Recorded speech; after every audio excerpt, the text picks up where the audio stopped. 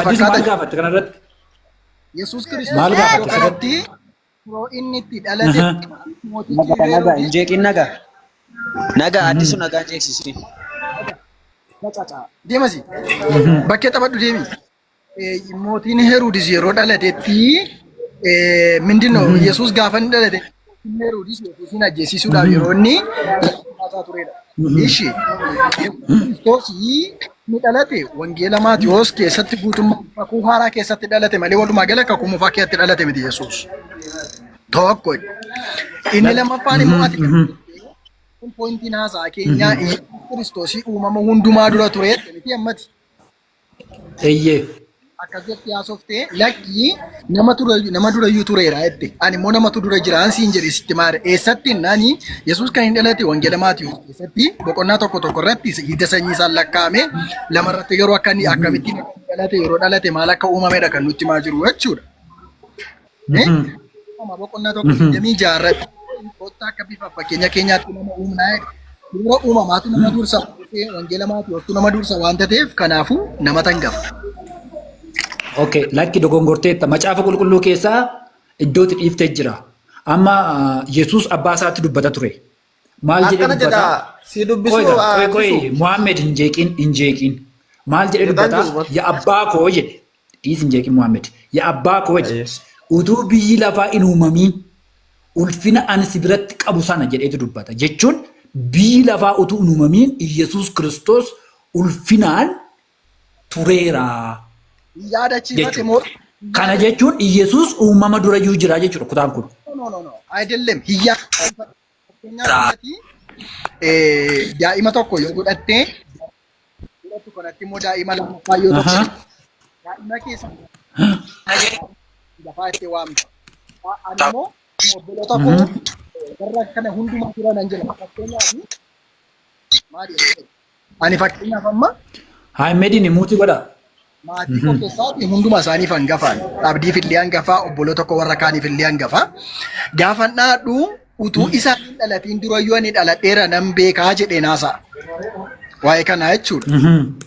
Fakkeenyaaf abbaan qulli yoo waa tokko dubbachuu barbaade ani koo hangafadha nan dursaa jedheen warran isaan durso kanaaf haasa'a. Iddoo kanatti immoo Yesuus kan dhalate Maatiyos 4:1 irraa mindinoo 2:1 kaafnee dubbisne dhalachuu isaati kan nu qabu. Achi immoo yoo deebine namni immoo seera uumamaa boqonnaa 1:26 irratti. Kanaaf iyyuu karaa kamiin dhaqeetu dursee argame waan hundumaa dura.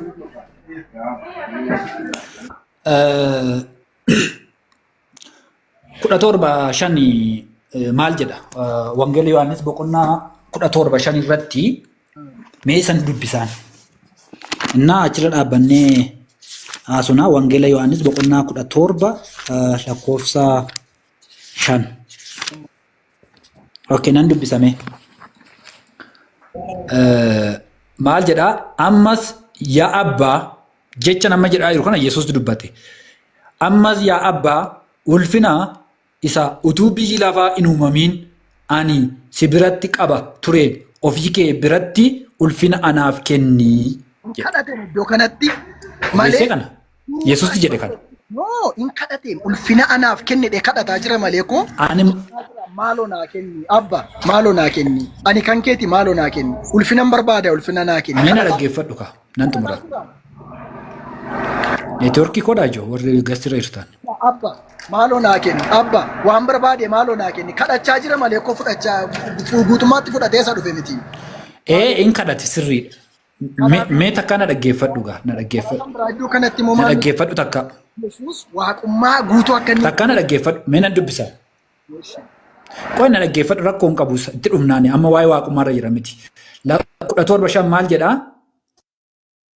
Ammas yaa abbaa Yesuustu jedha ulfina isa utuu biyyi lafaa hin uumamin ani si biratti qaba ture jedha. Kana jechuun kutaa kanarraati lakkoofsa 5 irraati wanta nuti hubannu biyyi lafaa utuu hin uumamin Yesuus akka jiru jiraachuu qofayyuu miti ulfinaan akka jiru dubbata kun. Kun qabatamaadha bakka. Kun kirikirri hin qabu. Kanarratti waliin galtu. Maaliif? Maal jechuudha lakkoofsa 5 kun meenaaf hiiki. fakkeenyaaf iskoolaar ooyee iskoolaarshipii deemuun barbaada maaloo carraadhaan maaloo naalaat kadhataan jira.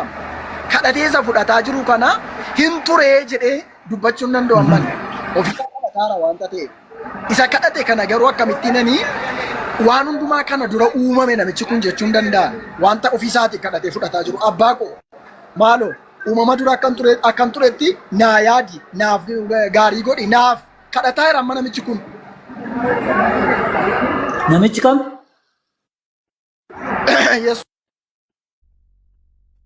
Eeshimee kan biraan sii dabala amma immoo lakkoofsa 24 sii dubbisame. Lakkoofsa 24 maal jedhaa? Lallaba dhuftanii sira? Moo akkam? Qoy injeeqini Muhammad. Lallabaa artanii? Lallabaa jiru. Mee addisu kanaan dubbisaan. Yaa abbaa isaan ati anaaf kennite kun iddoo ofii jiraadhu haa jiraataniif.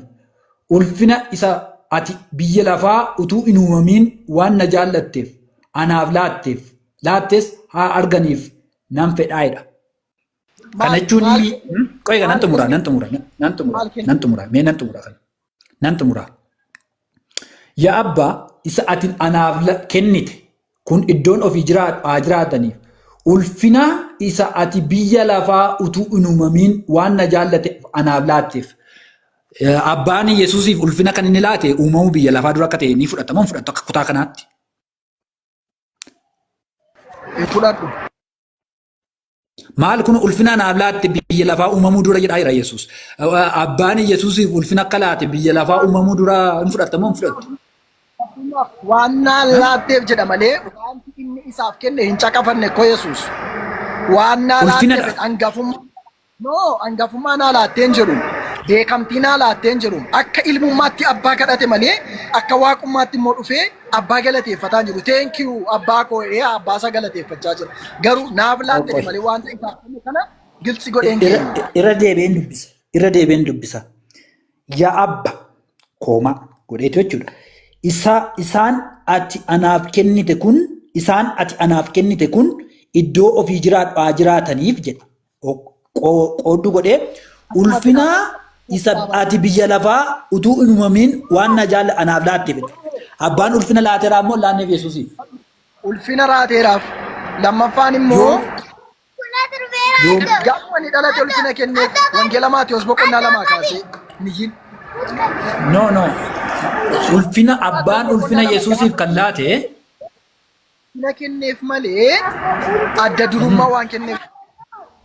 Gaaffiin si gaafadhu asirratti waa tokko irratti walii galleerra. Abbaan Yesuus Kiristoosiif ulfina akka laate irratti walii galleerra.